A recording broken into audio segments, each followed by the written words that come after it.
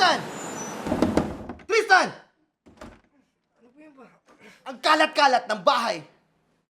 Tambak ang hugasin. Tanghaling tapat na tulog ka pa din. Ayusin mo to Pagbalik ko dapat malinis na to. Sige po ba? Sige po.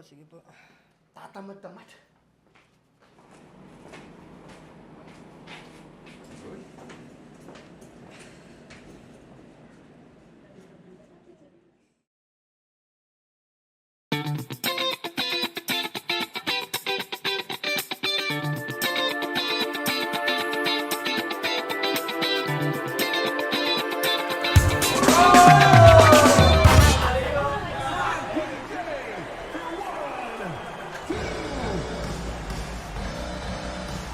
Yan! Diyan kayo magaling. Cellphone, computer, TV. Kaya wala na kayo nagagawa maghapon Puro kayo games. Bakit di pag-aaral ang atupagin nyo? Nang may marating naman kayo sa buhay.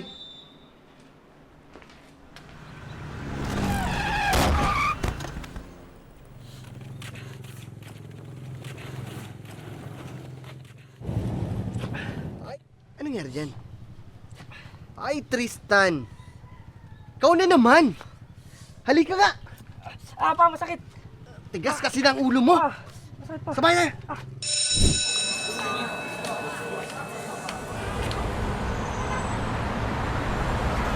Nakausap kong teacher mo. May bagsak ka na naman daw na subject. Pumapasok ka ba sa school? Kaya ikaw, bunso, huwag mong gagayahin tong kuya mo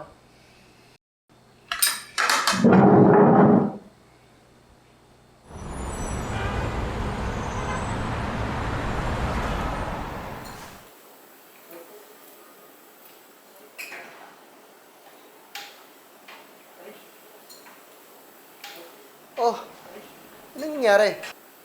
Sir, na-aksidente po si Tristan kasama po yung mga barkada niya. Kambangga po siya. Ano? Wala ka na talagang nagawang matino, Nagkakandahirap ako sa pagtrabaho. Tapos ganyan ang isusukli mo sa amin. Puro na lang problema ang dinadala mo sa buwisit na bahay na to. Sorry talaga pa. Hindi naman po namin sinasadya Tsaka, siya naman po talaga may kasalanan nun. Bigla siyang lumiko nang hindi mo na nagawa mag-signal light. Sumasagot ka pa! Wala ka na talagang respeto. Yan ang natututunan mo sa kakabarkada mo! Naman! Paano niyo kami maiintindihan? Kung hindi niyo man lang kami pinapakinggan, puro kayo pasigaw at pagalit. Wala po kayong karapatan na pagalitan ako. Dahil palagi kayong wala pag kailangan kayo namin!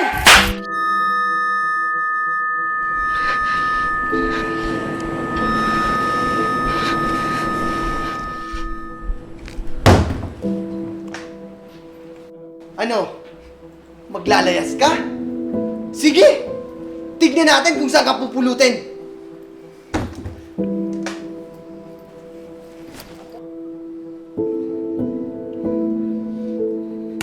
Walang hiya talaga itong batang to.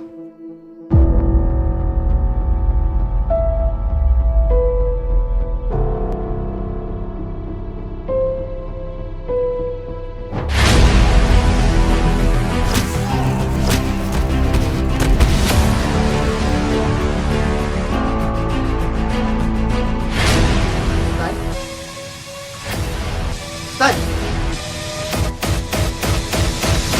Stan! Paano niyo kami maiintindihan? Hindi man lang kami pinapakinggan. Wala po kayong karapatan na pagalitan ako. Dahil palagi kayong wala pag kailangan kayo namin!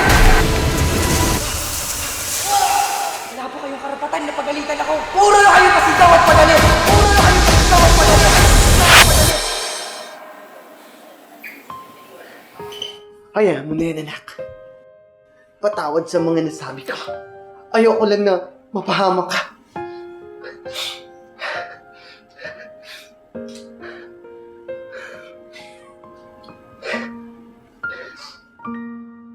At kayong mga ama, huwag ninyong ipamungkahi sa galit ang inyong mga anak, kundi inyong turuan sila ayon sa saway at aral ng Panginoon. Efeso 6-4